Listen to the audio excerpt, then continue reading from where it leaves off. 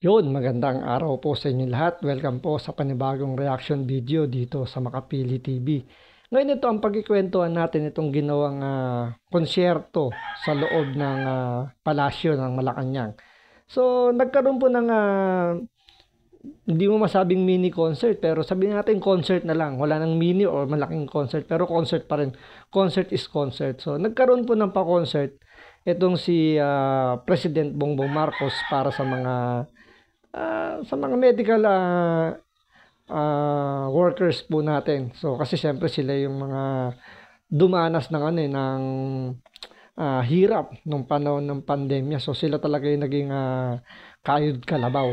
So para kay Marcos binigyan ng kumbaga ng pangkonsuelo yung ating mga healthcare workers dahil nga sa sobrang pagod or hirap na dinanas nila nung panahon ng pandemya.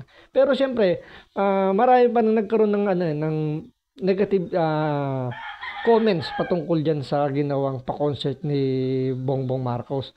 So, yan yung pag-usapan natin. So, bago ang lahat, kung hindi ka pa nakasubscribe sa Makapili TV, pwede naman pakipindot yung subscribe button at the same time, palike na rin ng video. Wala namang pong bayad dyan. Kaya, pindot na. So, ito, panoorin po natin itong balitang to.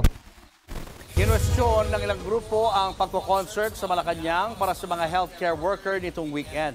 Hindi raw kasi concert ang kailangan nila kundi mataas na sahod at dagdag na pasilidad. Nasa frontline ng balitang yan si Brian Basa.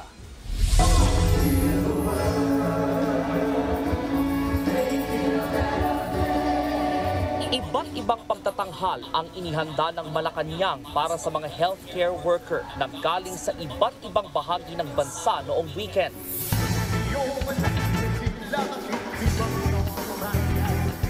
Isa sa mga highlight ng gabi, ang performance ni Concert King Martin Nievera.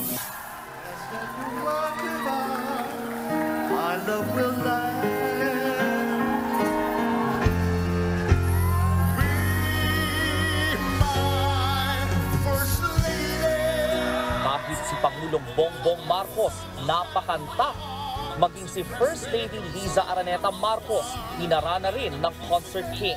Bahagi ang pagtatanghal ng serye ng mga pa-concert ng palasyo para bigyang pugay ang iba't ibang sektor.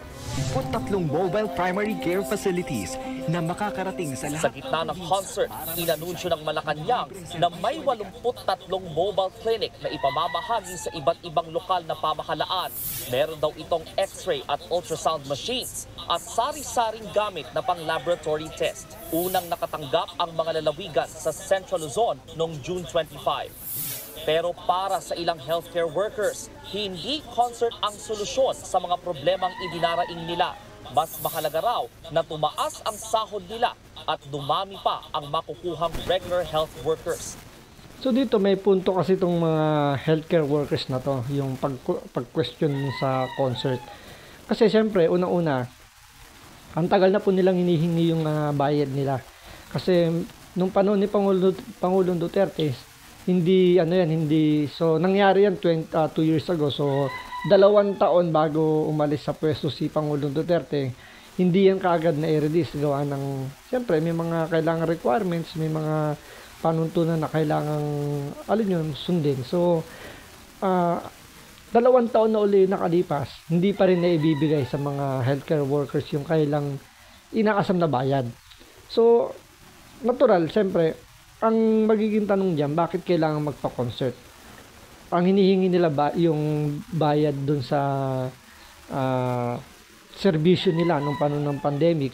So, bakit hindi pa maibigay ngayon? Kung baka almost 4 years na yung nakakalipas, dapat inaasikaso na yan ng nakaupo ngayon. Kung hindi natapos nung nakarang administrasyon, since kayo na yung nakaupo, sana pinrioritize nyo muna, mabayaran itong mga healthcare workers natin. Ngayon, yung concert na nangyari, hindi naman lahat nakinabang dun sa concert na yon. Kasi hindi naman lahat ng healthcare workers ay nandoon sa pa-concert ni Bongbong Marcos. Hindi kasi naman pwedeng iwanan ng mga staff ng ospital yung ospital para lang umattend sa concert na yon. So, pwede ba natin sabihin na lahat na nandoon healthcare workers? Pwedeng hindi, pwedeng oo. pwedeng nagbitbit lang sila doon para sabihin maraming umattend na healthcare workers. Sabi kasi sa balita na kung saan galing lugar daw yung mga healthcare worker. So parang parang hirap lang paniwalaan na totoo na lahat yun is puro healthcare worker dahil galing daw sa iba't ibang lugar. So isipin nyo, ilang oras lang naman yung concert, di naman yan buong araw. So pinakamatagal na dyan 2 to 3 hours. After nyan, so uwian na. So at the same time, yung budget na ginastos dyan, considering na kumuha ka ng mga artist, siyempre hindi naman libre yan. So magkano yung mga talent fee ng mga kinuha nilang mga artist? Siyempre andyan pa yung venue, may mga gastusin pa yan. So ilang milyon yung ginastos nila dyan para matuloy yung concert. Kung iisipin mo, kung yung ginastos dyan is dinivide mo na lang, dinagdag mo na lang para bigyan. Diba? Bigyan na lang ng additional payment o additional sabihin natin bonus yung mga healthcare workers. Baka natuwa pa sila, or baka diba tinrabaho nyo na lang, minadelay nyo na lang, parang pinarioritize nyo na lang na mabayaran agad itong mga healthcare workers. Baka natuwa pa itong mga to. Kasi hindi naman, halimbawa, sabihin natin for the sake of arguments na totoo na puro healthcare workers yung umattend doon sa pa-concert, paano naman yung mga naka-duty noong time na yon? So hindi sila naka-attend. So parang unfair, di ba? Unfair para sa kanila nagtatrabaho habang yung iba nanonood ng concert. Na pare-pares naman sila nag-aantay ng bayad nung yung special allowance sila na makuha nila. Diba? Napaka-unfair. So parang lumalabas dito, sabi nga ng iba na parang napaka-insensitive talaga ng gobyerno natin ngayon, na parang sino ba yung mas nag-benefit dun sa kumbaga sino yung mas nag-enjoy sa concert? Yun yung tanong doon. Sino yung mas nag-enjoy dun sa concert? Yung mga healthcare workers ba na sinasabi nyo na umattend, o yung mga opisyal na na umattend din do sa concert na yon? Baka nga yung mga opisyal na umattend pa doon nakakuha pa ng mga kung ano mga giveaways, ng kung ano pang mga pabonus. 'Di ba? Imbes na makakuha noon yung mga healthcare workers natin, baka sila pa yung mas nakinabang. 'Di ba? Parang isipin mo kung alimbawa na lang nagpaluto na lang sila diyan ng pansit, pinamigay sa mga ospital. Binigyan sila ng free lunch, ng free meal sa loob ng 1 linggo. Bigyan sila ng free meal. Baka natuwa pa itong mga to. Pwede pa lang sabihin na na at least paano naramdaman nila na binibigyan sila ng importansya. 'Di ba? Kaysa naman nagpa-concert na iilan lang naman, o sabihin natin 1,000 yung umattend na healthcare workers doon. For the sake of arguments na lang, 1,000 yung umattend doon. Paano yung ilang libong nandoon sa mga ospital na naka-duty? So tululaway lang sila, yung iba nag-i-enjoy sila, tululaway, pagod na pagod, nagtatrabaho. 'Di ba? Parang sana binalansin nila na lahat makikinabang, hindi yung iilan lang. 'Di ba? Yun lang naman ang punto rito ng mga healthcare workers na nagrereklamo. Sa gitna ito ng kakulangan ng empleyado sa mga ospital, dapat na rin daw ibigay sa kanila ang mga benepisyo. Tulad niyan, kulang pa tayo sa mga 'di ba, sa mga tao sa mga ospital. Tapos binawasan nyo pa para umattend doon sa healthcare workers, sa healthcare concert na 'yon. So yung loaded ng trabaho mapupunta doon sa mga naka-duty. Diba? Imbis na gumaan yung trabaho nila na madagdagan sila, binawasan nyo pa. So sila yung sumalo ng mga loaded. So mas sila yung pagod na pagod. So napaka-unfair, di ba? Hindi pa na ibabayad. Pagkatapos po ng 1 oras na konsyerto, masaya ang buhay ng mga taong nakaluklok sa pwesto.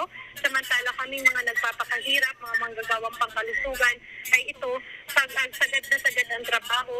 May mga ginagawa namang hakbang ang Department of Health para tugunan ang kakulangan ng healthcare workers. Noong June 18. So ito yung pampakonsuelo ng DOH na sinasabi nila na meron daw naman silang ginagawang mga hakbang. So gasgas na yung ganyang yung ganyang mga lintanyahan, yung mga ganyang statement na merong ginagawa namang ganito, may ginagawang ganyang hakbang. Pero ang tanong, nararamdaman ba yan ng mga healthcare workers natin na sila yung sumasalo talaga ng hirap ng trabaho? Kasi hindi naman magreklamo yan ng ganyan kung nararamdaman nila, kung nakikita nilang meron. Kasi madali lang sabihin na meron naman kaming ginagawa para matulungan sila. Ang tanong, ano yun? Yun ba itaga napapakinabangan ng mga healthcare workers? 'Di ba? Yung dapat ang ipaliwanag nila, sabihin nila kung ano na yung mahakbang na yon at kung ano yung magiging benepisyo ng mga workers natin na yan. Nagbukas ng 2,800 na trabaho bilang bahagi ng ika-126 na anibersaryo ng ahensya. Nagbabalita mula sa Frontline, Brian So yun, sinabi lang dahil mag-anniversary, malalagdagan daw sila ng empleyado na ganun karami. Pero bakit umaaray pa rin yung mga ospital na kulang sila sa tao? So ibig sabihin, walang dumadating na additional workforce para sa mga healthcare workers natin. So lumalabas ito for statement lang yung nilalabas. Kasi alam naman natin, hindi naman ganun kadali makapasok sa ospital ng gobyerno. 'Di ba? Kaya nga iba umaattend pa ng may bayad, yung ibang mga intern nagbabayad pa para makapag-OJT lang para at least makapasok sila sa gobyerno. Ganun kahirap to sasabihin nila nag-open daw sila ng ganun karaming mga empleyado para matulungan yung mga ospital. Pero pag tinanong mo yung mga ospital, nadagdagan ba kayo rito ng tao? Hindi. Kulang na kulang pa rin po. Sobra-sobra yung trabaho, yung oras ng trabaho namin, sobra-sobra.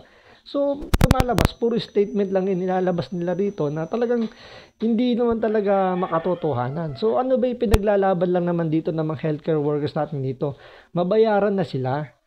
Yung bayad na tinrabaho nila no mga special allowance na binigay ng gobyerno ni Pangulong Duterte na 'di ba dahil nga sobrang hirap ng naging trabaho nila nung pandemic na 'yon.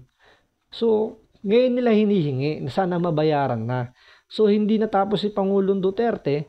So, sa kanilang balikat na nakapasan yung pag-aaproba. So, dapat ibigay na. Hindi na kailangan magpa-concert pa. Sa ilang milyon yung ginastos doon, sana ibinigay na lang o dinagdag na lang doon sa makukuha special allowance ng mga healthcare workers natin. Baka natuwa pa tong mga to. 'Di ba? Yun lang naman yung pinakapunto rito. So, tingnan natin kung kailan kung makukuha na ba talaga ng mga healthcare workers itong mga ipinaglalaban nila. So, maraming salamat po sa panonood. Ingat po kayo lagi. God bless.